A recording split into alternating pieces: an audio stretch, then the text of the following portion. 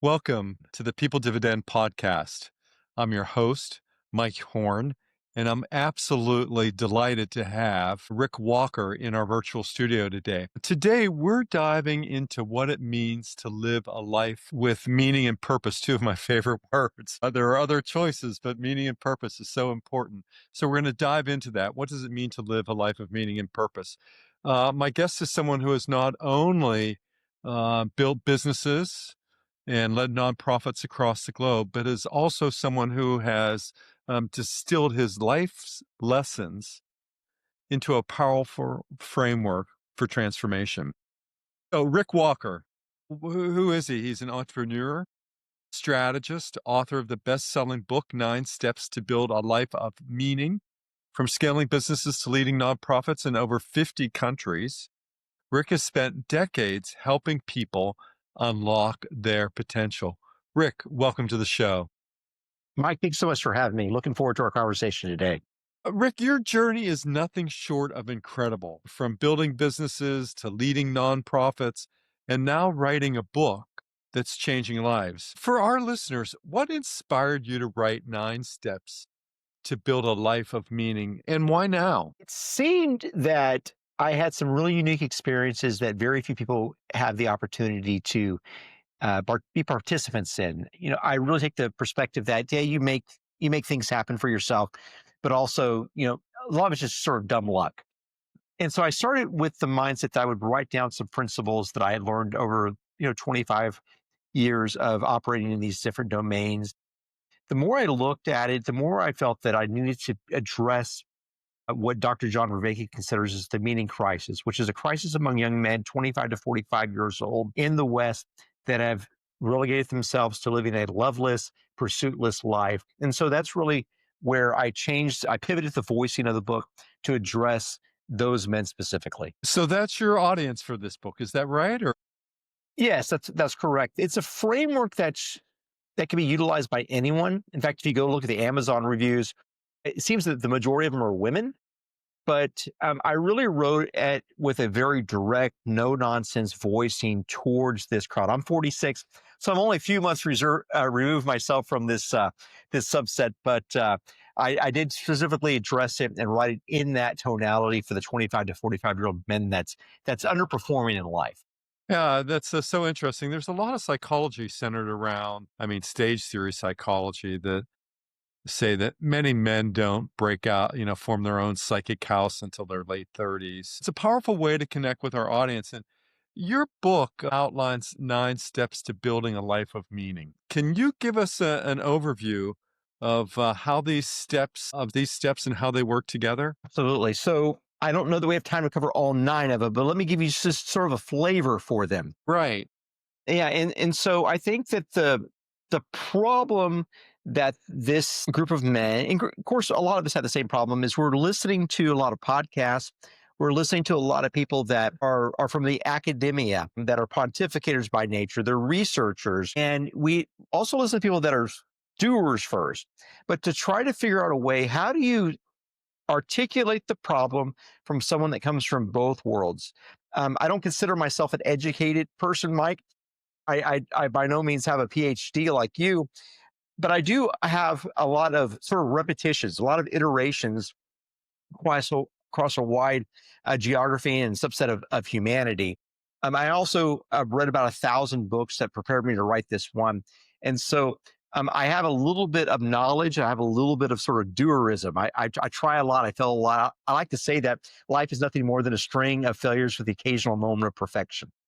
And so um, I realized that there was a need in the marketplace. There was a need in this space for someone like me who had a little bit of both to come in and be able to address the situation. And I think now with, Jordan Peterson has been away for a few months now with a new health issue. There's a big void in the market. In fact, I was speaking to someone in DC 2 nights ago who said that their research shows that many of the best buys are completely sold out of podcasting microphones and podcast cameras because so many new podcasts are getting started to try to fill this void with these young men. And so I think that, for my thesis is we have to figure out a way, how do we reach these men? classically from guys like you and me, where we're talking about set a vision, set goals, and you sort of build up the framework for that hierarchy through objectives and tactics and KPIs to be able to accomplish what you want.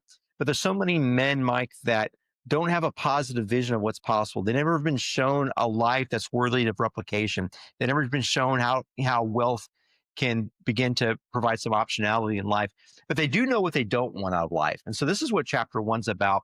Chapter one's about identifying with who we are as men and even women. And we look at it from a philosophical bent that the purpose of light is to invade the darkness. So too, the purpose of a good man is to invade the evil that he sees around him. That if I can't show you a positive vision of what you could perhaps accomplish in life, I can show you a negative vision of what breaks your heart. And that thing that breaks your heart, it tends to be a manifest evil that you see around you. It's human trafficking. It's the fentanyl in the public schools. It's the alcoholism that's really just ruined your family over the multiple generations. There's certain manifest evils that we see around us, and that gives us a reason all of a sudden to have something that we want to go attack. It's something that's emotionally based, but also gives us a reason to cobble together the competency that we need to move forward. And so this is the primary objective in step number one, is we've got to get men to actually move towards doing something. If we can't give them a positive vision of what's possible, let's give them a negative vision of something to hate, some manifest evil, not people to hate, but a manifest evil that they see all around them, and give them a problem to solve that's bigger than themselves. And Rick, this is the step you emphasize around choosing a worthy enemy. That's right, isn't it? I mean, it is Yes. such a unique concept. And I guess I'm taking in that, if you can't find a hero, it's not quite the right way to think about this.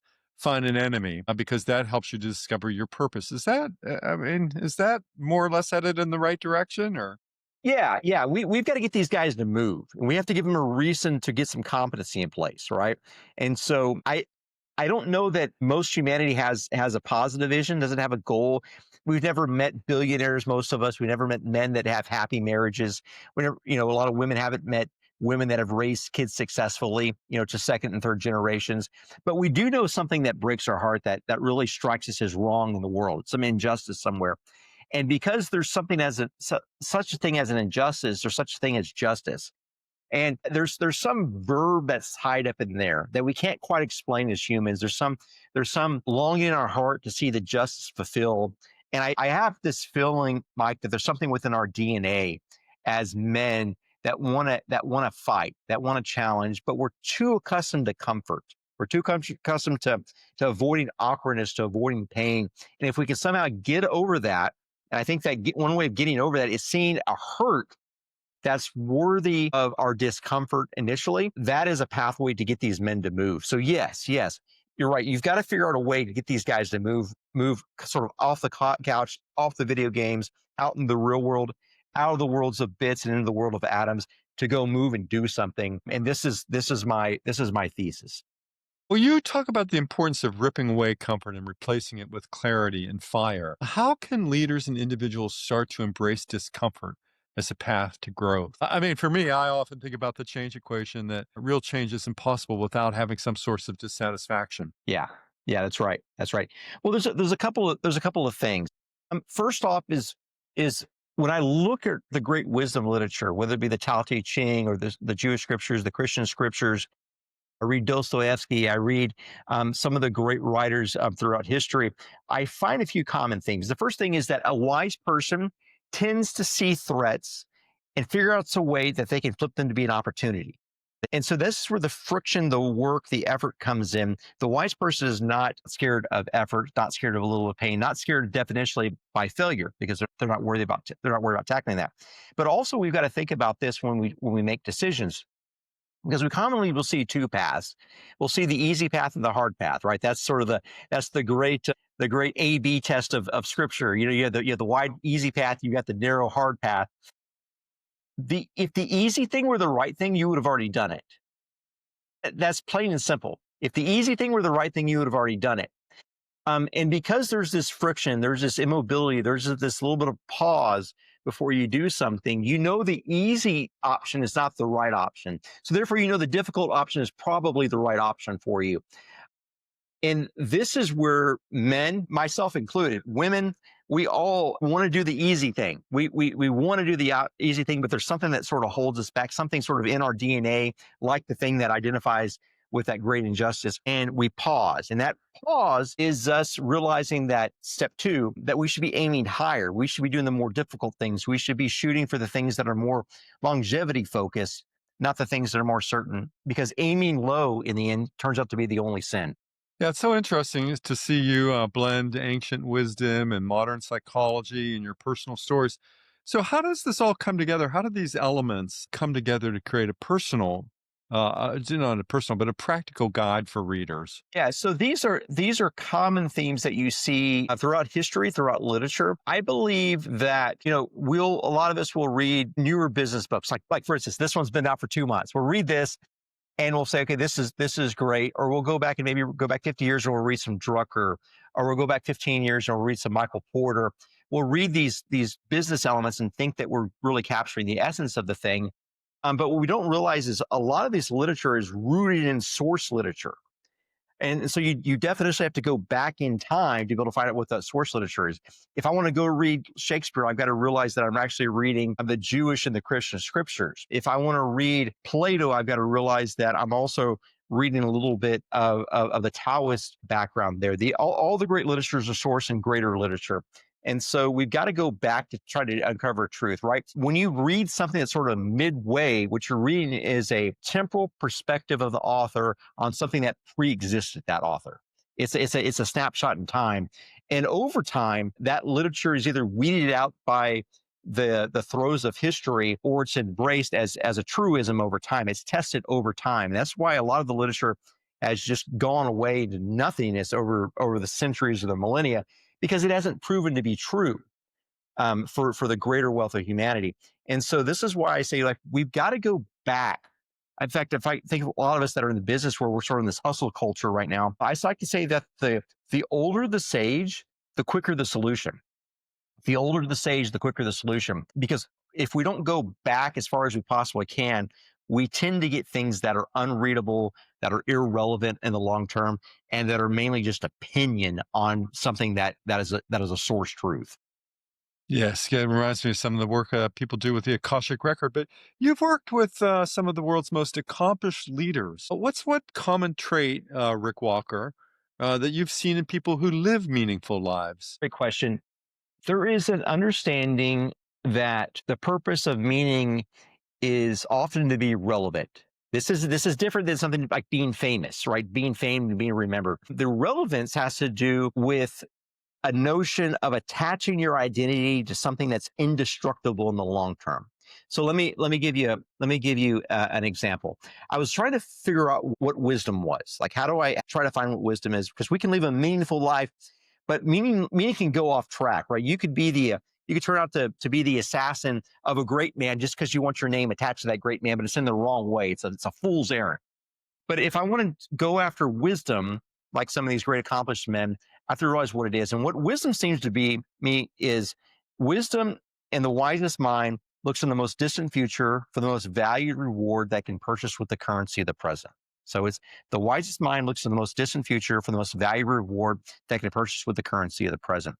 The most accomplished men alive and throughout history seem to have attached their identity with something in the furthest element of the future that they can imagine. Elon Musk, for instance, is thinking about making humanity an interplanetary species and going to Mars. He's thinking about thousands of years in advance. And most of us we're looking for our next paycheck. We're looking for retirement. We're looking for these very, very short-term types of things. So meaning has to do in the long term with indestructibility in the future, right? If something is easier to be destroyed, it has less of a future than something that is indestructible. And so trying to push that vision out into the future is the way that people often will find meaning in the long term. But you have to be willing to sacrifice the present to ever see a future. That's great. And, Rick, as we reflect on your journey, I mean, your career has been so diverse, scaling businesses, leading nonprofits, now writing this book. We could take this the other way and say, well, what's the one leadership lesson that has most shaped, your perspective? But that's just another way of asking, like, if you could go back and give advice to your younger self, what would it be? Yeah. Yeah. Um, It would certainly be to try to do less, spend more time around the dinner table, read fewer books more frequently, right? I've read a lot of books, like many of us, and we try to go to the next thing.